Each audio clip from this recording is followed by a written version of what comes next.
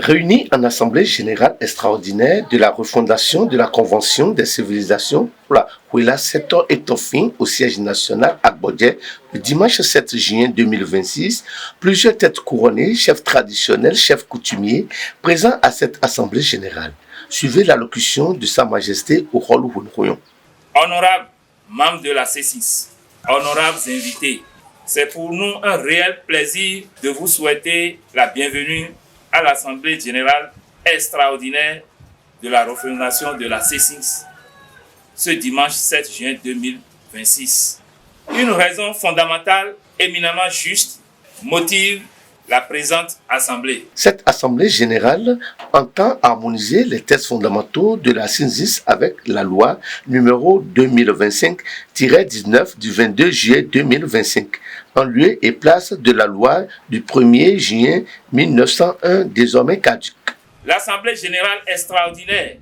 de la refondation qui nous réunit ce dimanche 7 juin 2026 entend harmoniser les textes fondamentaux de la C6 avec la loi numéro 2025-19 du 22 juillet 2025 en lieu et place de la loi du 1er juin 1901 désormais caduque. C'est donc d'une mise à conformité vis-à-vis de la nouvelle loi qu'il s'agit à travers les présentes assises. Les explications de Dada Sinfa Sourou Tchoklo sur les textes fondamentaux.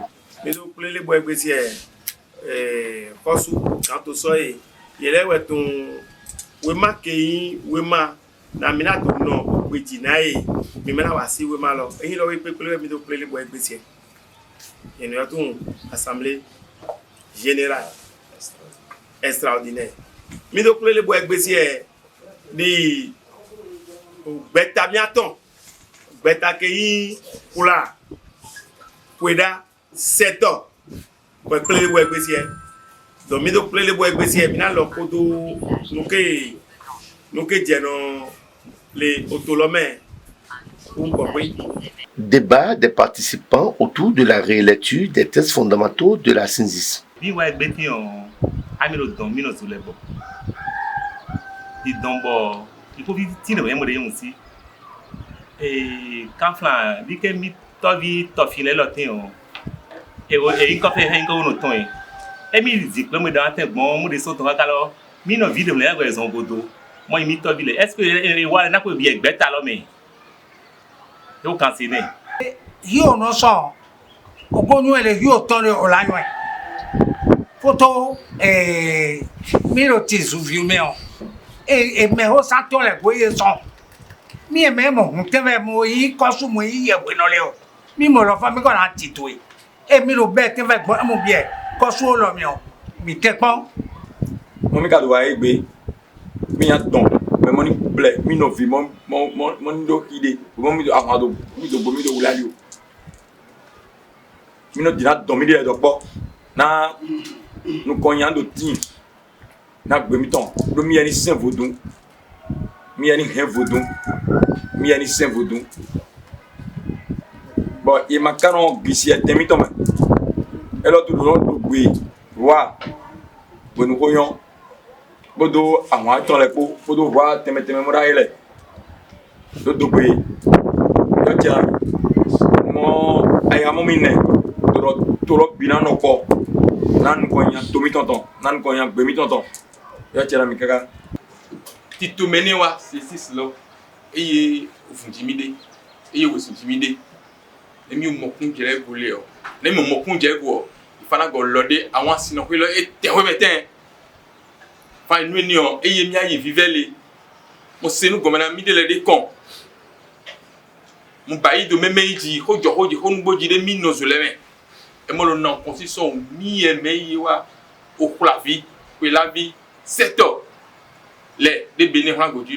Après l'adoption des résolutions, les membres du bureau de la C6 sont présentés. Sa Majesté Urholu Hunroyon, reconduit président de la C6. Président, Sa Majesté Hunroyon. Premier vice-président, Sa Majesté Gabo Refou Sawide. Chargé de communication et porte-parole de la C6. Dato Fodji. Très satisfait de cette AG, quelques participants se prononcent. La Convention des civilisations pour la Kouila, Seto et Tofi, a jugé se retrouver ce jour pour finaliser et adopter notre statut règlement intérieur et profiter pour féliciter l'actuel président de la République, Omiad Wadayi Mboueke. Oui, c'est un nouveau jour qui s'éveille sur notre civilisation. Nous demandons grâce au Seigneur et cette grâce a vu jour. Depuis hier, le ciel nous a gratifiés par intermittence qui prouve que nous sommes en liesse avec notre gouvernement, avec notre président de la République. Et nous espérons que cette association va beaucoup apporter au nombre de ses objectifs, à savoir créer un cadre de rencontre des têtes couronnées et aux dignitaires pour la Kouila, Seto et Tofi. Ponino na wanu mio liliena we lilinda kude mizeo nunde minabia we ndoje ke gbeno ko we minabia si we ni da kude de me ezumbo awadije o eleji awadije jinu mi bo mi ro pe donu sisi je habiton Patrice talon we ndoje ke lilinde do kakabo dran lo se do imiton do enadu to gan le la gbe mi ro pe don do no ti do ra yen ton bo le do gbe nu to gan mi ton wada yan mi to gbe ni do ena zen de bo na pe ame mi do gudo ton ena zen ti bo na pe an mi wa assemblée générale extraordinaire beta yin no e bakuno le wale si association et même et pas mi-temps moi tolo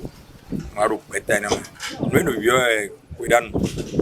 por ano 7 ans o do fin le ko e vai no pli no tentimito do boy zan no por un sato je be de mi de dion